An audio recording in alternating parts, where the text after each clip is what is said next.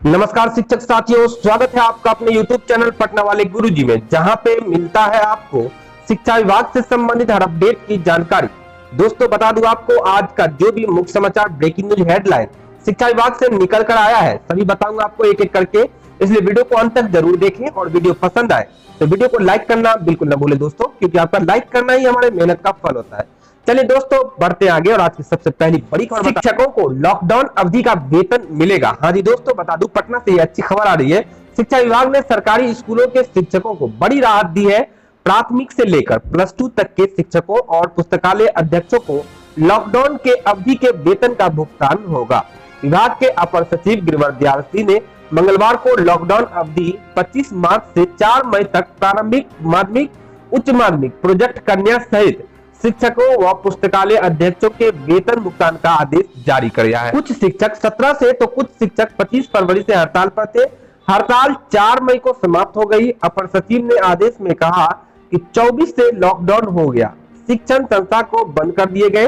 राज्य सरकार ने लॉकडाउन अवधि में बंद संस्थानों में कार्यरत सभी कर्मियों के वेतन के भुगतान का निर्णय लिया है।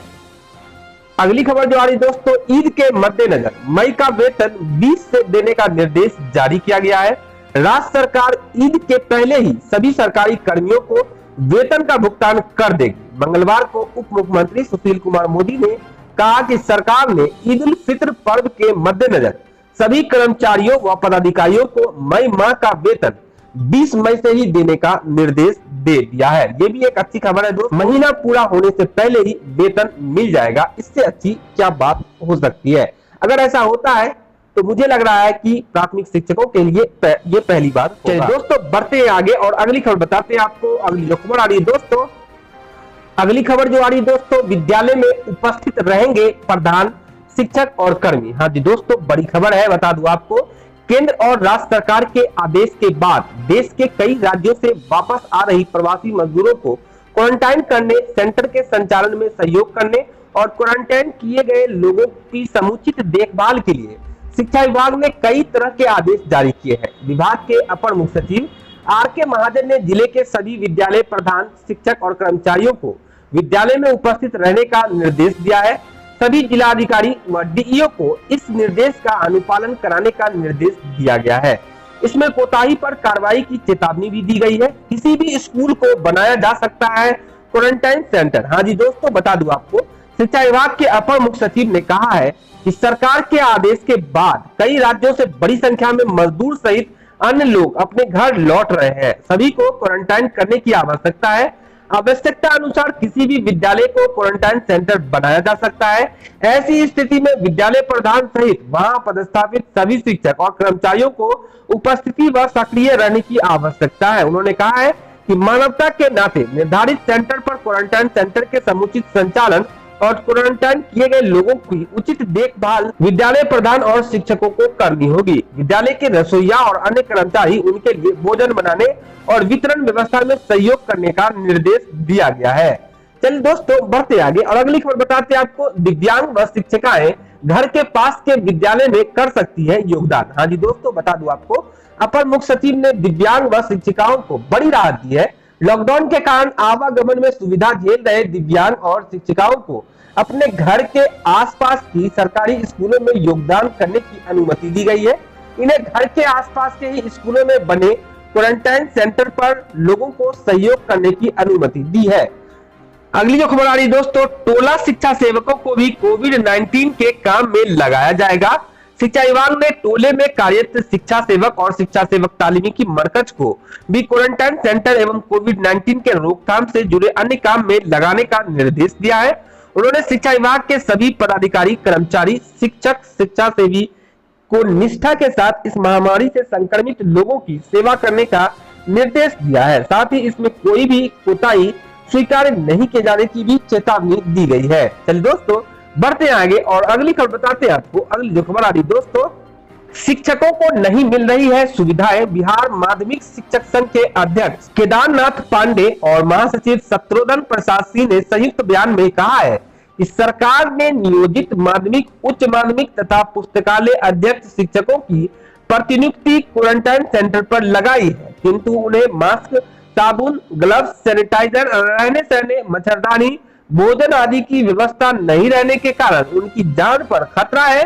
प्रतिनियुक्त शिक्षकों के द्वारा स्थानीय जिला प्रशासन से सुरक्षात्मक आवश्यक सुविधाएं मुहैया कराने का अनुरोध किया जा रहा है, लेकिन अभी तक किसी भी प्रकार की कार्रवाई नहीं की गई है, जबकि शिक्षकों की प्रतिनियुक्ति 12-12 घंटे से 24 घंटे तक के लिए की गई है। भारत सरकार के गृह मंत्रालय के निर्देशानुसार 50 लाख के बीमा से भी वंचित किया गया है। इसके कारण शिक्षक कोरोना के भय से आशंकित है। चलिए दोस्तों, बढ़ते हैं आगे और अगली खबर बताते हैं आपको। स्कूलों में रहने का निर्देश लॉकडाउन का उल्लंघन है, ऐसा टीटी एसटीटी उत्तीर्ण नियोजित शिक्षक संघ ने कहा है। शिक्षकों को विद्यालय जाने का फरमान जारी हुआ है। यह फरमान लॉकडाउन के नियम के खिलाफ है। जब 33% से अधिक कर्मियों की उपस्थिति नहीं होनी चाहिए, तो सभी शिक्षकों को विद्यालय जाने का फरमान क्यों जारी किया गया है? संघ के प्रदेश अध्यक्ष मार्कंडे पाठक एवं प्रदेश प्रवक्ता अश्विनी पांडे ने प्रेस विज्ञप्ति जारी कर कहा, इस कोरोना काल में यह आदेश अव्यवहारिक है। हड़ताल से वापस आने के बाद से वेतन नहीं मिलने और भुखमरी की स्थिति के बावजूद शिक्षक इस विकट स्थिति में भी अपने भूमिका में आ गए हैं। चलिए दोस्तों, बढ़ते आगे और अगली खबर बताते हैं आपको। अगली जो खबर आ रही दोस्तों, बिहार विद्यालय परीक्षा समिति द्वारा आयोजित मैट्रिक, इंटर व अन्य परीक्षाओं में स्कूल के वरीय शिक्षक को ही केंद्राधीक्षक बनाया जाएगा। इस संबंध में समिति के परीक्षा नियंत्रक उच्च माध्यमिक की ओर से सभी जिलों के डीएम को पत्र लिखा गया है। पत्र में पटना हाईकोर्ट के फैसले का जिक्र किया गया है। पत्र में कहा गया है कि पटना हाईकोर्ट ने 26 फरवरी को बिहार बोर्ड को यह आदेश दिया था कि वो परीक्षाओं के आयोजन में केंद्राध्यक्षक की नियुक्ति के वक्त शिक्षकों की वरीयता का ध्यान रखे। बोर्ड ने कहा है कि जिला स्तर पर जिला पदाधिकारी की अध्यक्षता में गठित समिति परीक्षा केंद्र का निर्धारण करती है। अगली खबर जो आ रही दोस्तों, पटना से बिहार में ऑनलाइन शिक्षा प्रणाली का पहली कक्षा तक विस्तार होगा, ताकि सभी कक्षा के बच्चों को गुणवत्तापूर्ण शिक्षा दिलाई जा सके। शिक्षा विभाग को इस बाबत सारी तैयारी करने का निर्देश मुख्यमंत्री नीतीश कुमार ने दे दिया है। कहा है कि कक्षा 6 से 12 तक की तरह ही पहली से 5वीं कक्षा के लिए भी ई कंटेंट विकसित कराए। ई कंटेंट टेलीविजन के माध्यम से बच्चों को दिखाए। मुख्यमंत्री ने मंगलवार को केंद्र सरकार द्वारा घोषित आर्थिक पैकेज पर बिहार के संदर्भ में समीक्षा की।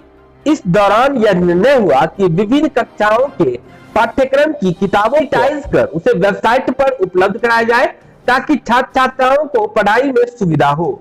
डीडी बिहार के माध्यम से कक्षावार दी जा रही ऑनलाइन शिक्षा के टाइम स्लॉट को बढ़ाने के लिए डीडी बिहार से समन्वय स्थापित करने का निर्देश भी मुख्यमंत्री ने दिया है। शिक्षा विभाग को अपने स्तर से भी छात्र छात्राओं को ऑनलाइन शिक्षा देने के लिए आवश्यक कार्रवाई करने को कहा गया है। शिक्षा विभाग के अपर मुख्य सचिव आर के महाजन ने इस दौरान कहा कि कक्षा 1 से 5 के लिए ई कंटेंट 31 मई तक विकसित कर लिया जाएगा। कक्षा 1 व 2 के लिए अपराह्न 3 से 4 और कक्षा 3 से 5 के लिए 3 से 5 के बच्चों के लिए 4 से 5 बजे तक दूरदर्शन बिहार पर प्रतिदिन इसका प्रसारण होगा। बिहार के ऊर्जा मॉडल को अपना रही है केंद्र सरकार। समीक्षा के दौरान मुख्यमंत्री ने कहा है कि केंद्र सरकार ऊर्जा के क्षेत्र में सुधार करने जा रही है। बिहार में ऊर्जा के क्षेत्र में पहले से ही काफी नई पहल एवं सुधारात्मक प्रयोग किए गए हैं। केंद्र सरकार अब बिहार के इस मॉडल को अपना रही है, ये अच्छी बात है। चलिए दोस्तों, बढ़ते हैं आगे और अगली खबर बताते हैं आपको। अगली जो खबर आ रही है दोस्तों, अगली खबर जो आ रही है दोस्तों, समस्तीपुर से प्रखंड के ग्राम पंचायत राज देसरी कर्रख स्थित क्वारंटाइन सेंटर में प्रवासी मजदूरों ने सोमवार की गत भोजपुरी गीतों पर जमकर ठुमके लगाए। कार्यक्रम को लेकर मध्य विद्यालय कर्रख परिसर में स्टेज व लाइट की व्यवस्था के साथ बाहर से नर्तक भी बुलाए गए थे। बताया जाता है कि सेंटर में रह रहे लोगों ने मुखिया पति से सेंटर पर मनोरंजन की व्यवस्था करने का अनुरोध किया। इस बीच एक वार्ड सदस्य ने सब कुछ व्यवस्था कर दी। आसपास के लोगों ने भी इसका जमकर लुत्फ उठाया। लोगों की माने तो सेंटर पे एक व्यक्ति रह रहा है जो पहले रामलीला पार्टी में काम करता था। यह कार्यक्रम उसी के कहने पर आयोजित किया गया। ज्यों ज्यों रात बढ़ती गई, भोजपुरी की अश्लील गीतों का साउंड भी बढ़ता गया। लेकिन मामला तब जाकर फंस गया जब दर्शक दीर्घा में बैठे लोगों ने इस प्रोग्राम का फोटो और वीडियो वायरल कर दिया। मुखिया पति ललन पासवान की माने तो सेंटर में बाहर के किसी भी लोग के कार्यक्रम में भागीदारी नहीं हुई थी। यहाँ रह रहे प्रवासी के बीच मनोरंजन को लेकर यह कार्यक्रम हुआ था। स्कूल के एचएम सह सेंटर प्रभारी राजकिशोर बताते हैं, यह कार्यक्रम किसके आदेश पर हुआ उन्हें पता नहीं है। इस संबंध में पूछे जाने पर सीईओ उदयकांत मिश्रा ने बताया कि केंद्र प्रभारी से स्पष्टीकरण मांगा गया है। साथ ही सरकार के निर्देशानुसार अनुशासनहीनता के आरोप में सेंटर पर रहे मजदूरों को मिलने वाले लाभ से भी वंचित किया जा सकता है। इस बात को लेकर विमर्श किया जा रहा है। सेंटर पर 82 प्रवासी मजदूर रह रहे हैं। जिला प्रशासन ने कहा है कि पूरे मामले की जांच कराई जा रही है।